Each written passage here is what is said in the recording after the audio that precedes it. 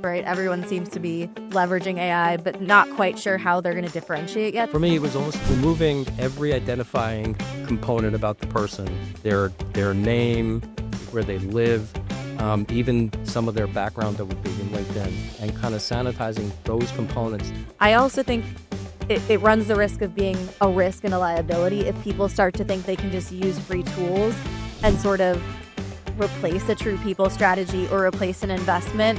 And sometimes it may think it's all knowing, but it's not. I've had a lot more conversations this year and seen a lot more products positioning themselves to SMBs. HR is actually a business impact driver. And I think now with all of the data available, you actually are able to make direct correlations of what's the cost to the business if you make a wrong hire. We wanted to be in control of our destiny, kind of a smaller fish in a bigger pond relative to the direction of a product. And to own that, you have to own your own technology to be able to do that.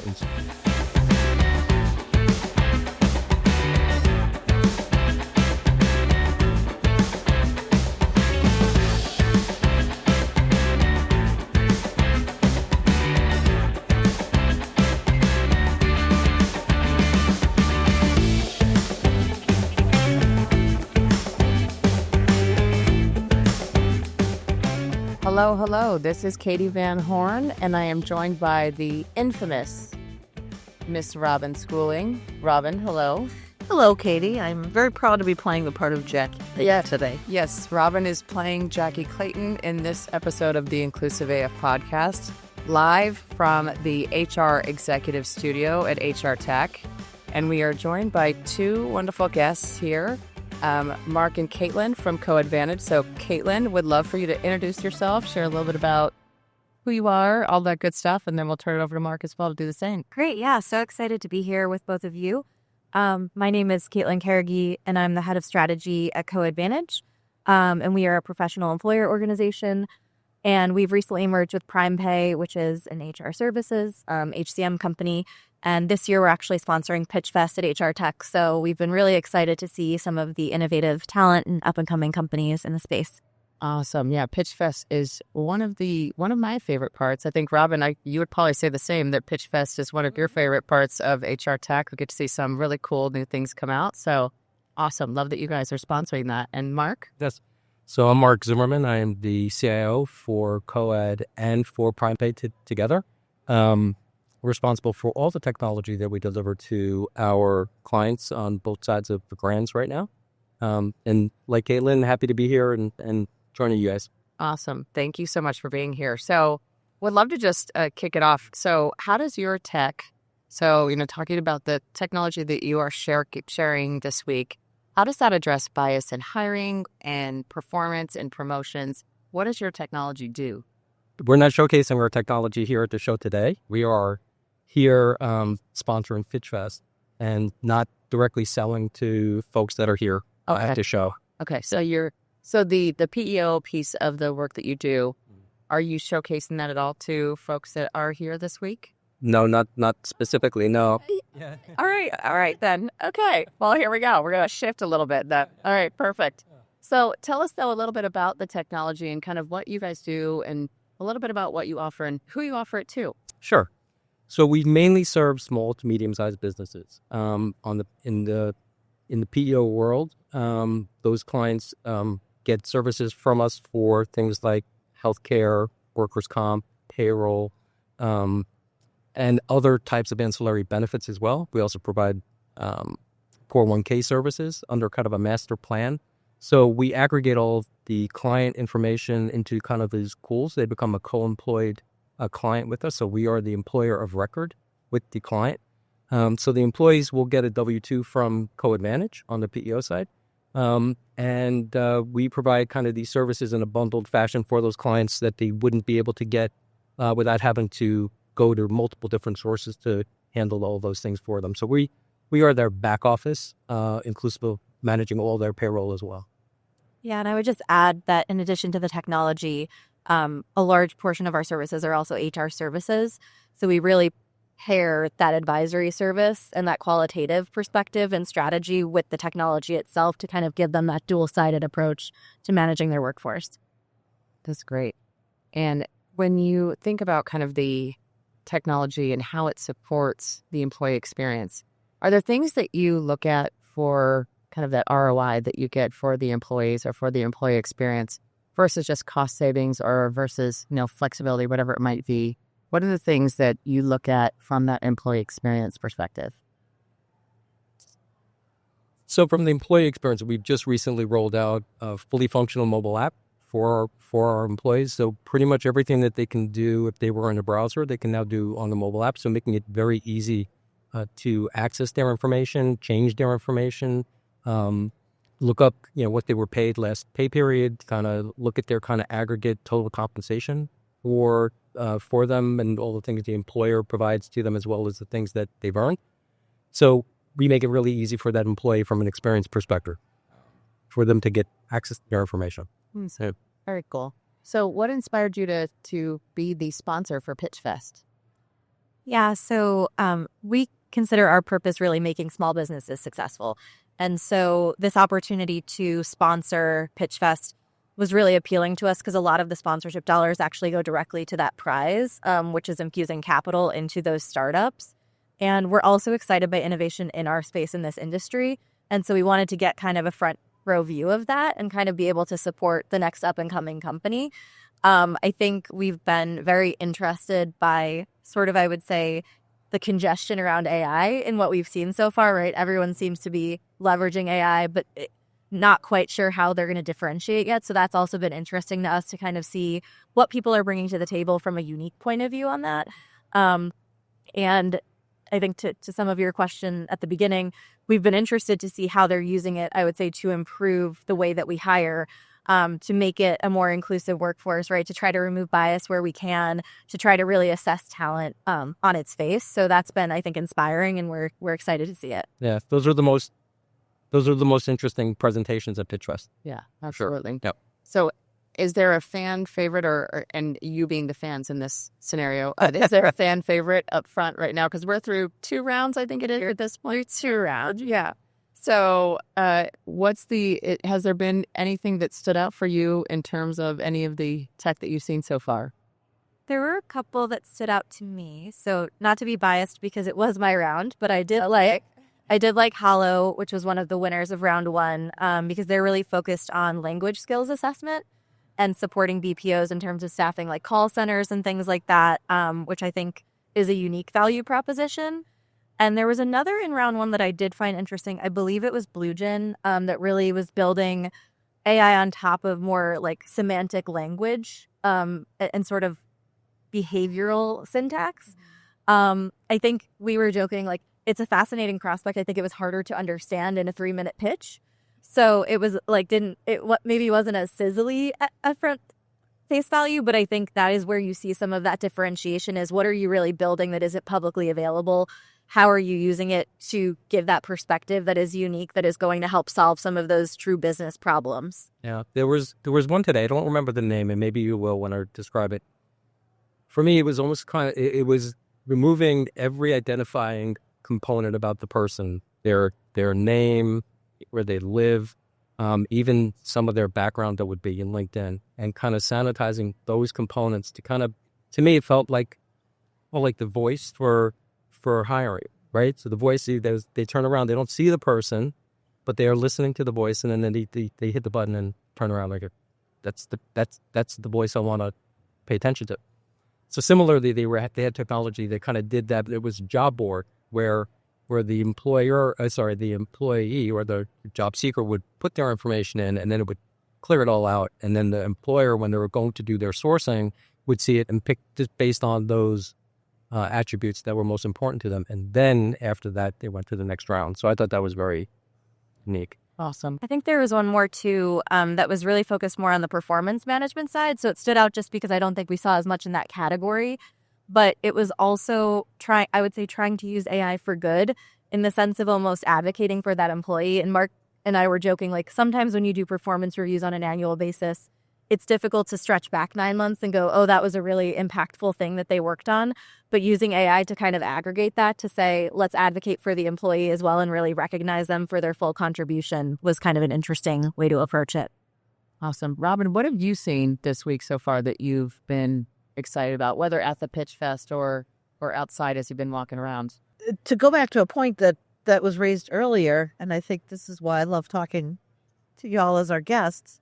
I've had a lot more conversations this year and seen a lot more products positioning themselves to SMBs. And for years and years and years, I've stood on the soapbox personally of it's like the forgotten, tech buyer and the forgotten HR, the audience.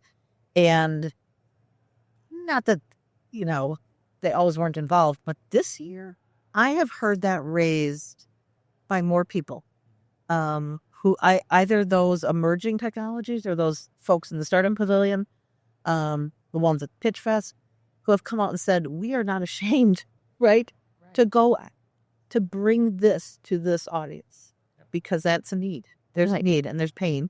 And so how can we solve for that? And so I think that has been refreshing to me. That's kind of been my theme, and it's made me very happy. I think that's an interesting observation, and I think it kind of goes back to, we were joking about the congestion of the use of AI, but I actually think that's democratized why you might find it appealing to go after an SAB audience. So I think that is a nice benefit to that technology. Absolutely. Yeah. I think that there are so many neat technologies out there, and some of them, we were talking about, okay, some of them you see and you're like, okay, that they do the same thing that they do. But then there are so many like little niche things going on. And I agree with you, Robin. It has been a different conversation this year than I think it's been in years past, where it has been about, who is the real user here? Yes.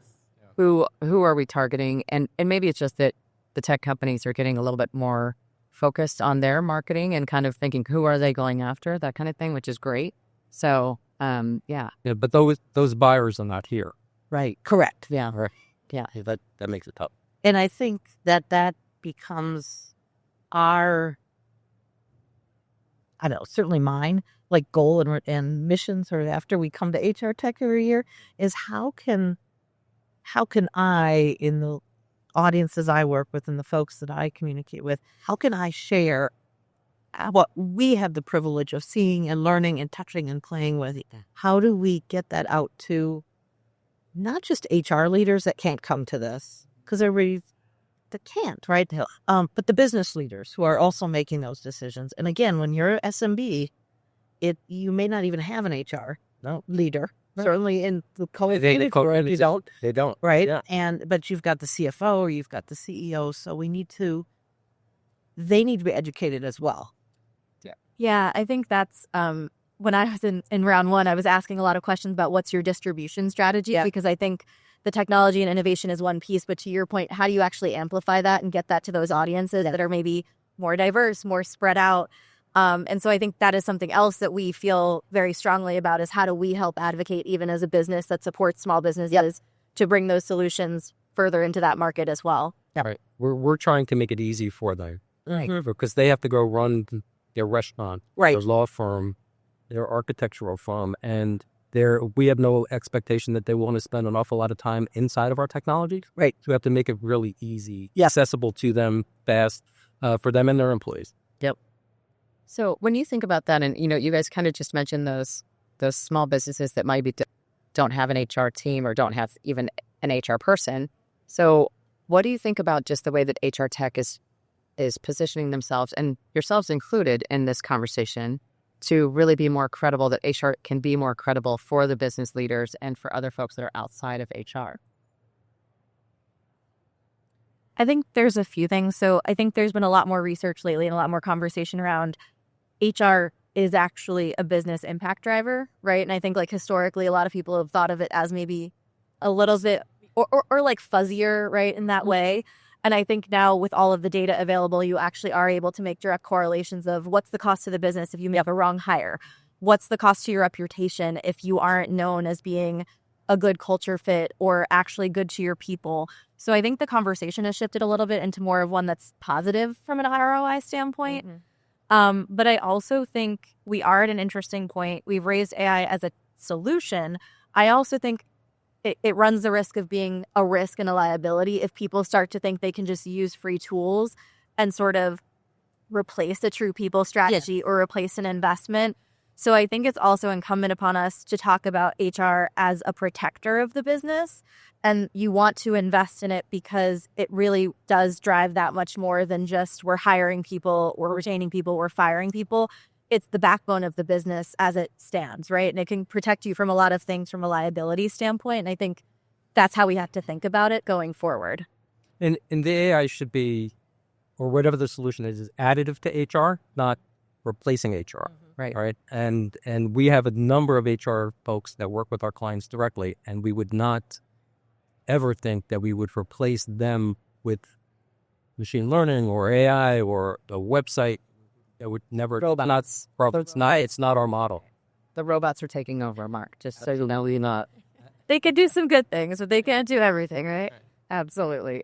So this one is back to CoAdvantage. So if your product had a personality, so we're going to think about that. So just talking about robots, maybe I shouldn't be asked this question, but if your product had a personality, how would you describe it? She's the marketing person, so I'm all. See, the guy that built the technology should talk about this. Technology person. Let's go. That's what you got, Mark. If it was, what was it? Personality. It'd be flexible. It'd be honest. It'd be self-aware. And sometimes it may think it's all-knowing, but it's not. Okay. I like that. You're going to be promoted and transferred over into the marketing department. And Marketing. Yes, the marketing special. No, that's a no. No. I like where I'm at. Perfect. Caitlin, what you got? What do you think? I agree with self-aware. I think we kind of know the space that we play in and know who we support, and it's important to us that we meet those needs. I think that we're listeners. So again, it's important for us to hear that direct feedback from our clients, from the SMBs, and really make our decisions accordingly. I would also say reliable, and I think that goes back to both the technology and the human component, right? Like, we are there. If something happens with your business, whether our technology has that for you or someone needs to help kind of step in and give you more strategic insight, we're going to be there, and we'll be there whether it's Monday at 9:00 or if it happens to be, Saturday and something happens, like someone will be there looking out for you. And I think that's really important to us. We never want to get away from that feeling for that. Awesome. Last one. Are you ready? Are we? Yes. Tell me a moment or tell me a time when you looked at your technology, looked at what you all do and said, yes, this is why we do this work. Oh. But that goes back years because we made a very conscious decision to build our own technology years ago to get off of packaged applications. We wanted to be in control of our destiny and not kind of a smaller fish in a bigger pond relative to the direction of a product. And to own that, you have to own your own technology to be able to do that. And so we went down a path starting in 2017 to then convert clients all the way off of our packaged applications mid of 2022. And so now we own our own destiny. Awesome. I have a little less tenure with it than Mark, so my example is a little more recent. But Mark's team has been working to convert all of our clients to a new version of CoAdQuantum over the last year. And we've been really intentional about how we do that, right? We want to make sure that we're testing it with different segments of our clients as we move them on. And so we've done it in a way where each time we move a batch, we really reach out to them, have conversations. How is this working for you? And we're able to add to that roadmap, to Mark's point, and own that destiny on a real-time basis, where if we see someone is struggling maybe with a button placement, we're able to accommodate that as we go. And that's exciting. I think we've all worked places where maybe there's a little bit more timing that is needed for that. And being able to be very responsive, I think, has been very inspiring to me. Yeah. Awesome. Very cool. There's your bridge between your data and your humans. Exactly. 1,000%. Very cool. Yeah. Well, Mark, Caitlin, thank you so much for joining us here in the booth. This is Katee Van Horn. Robin Schooling. And thank you so much for joining us. Bye-bye. Thank you.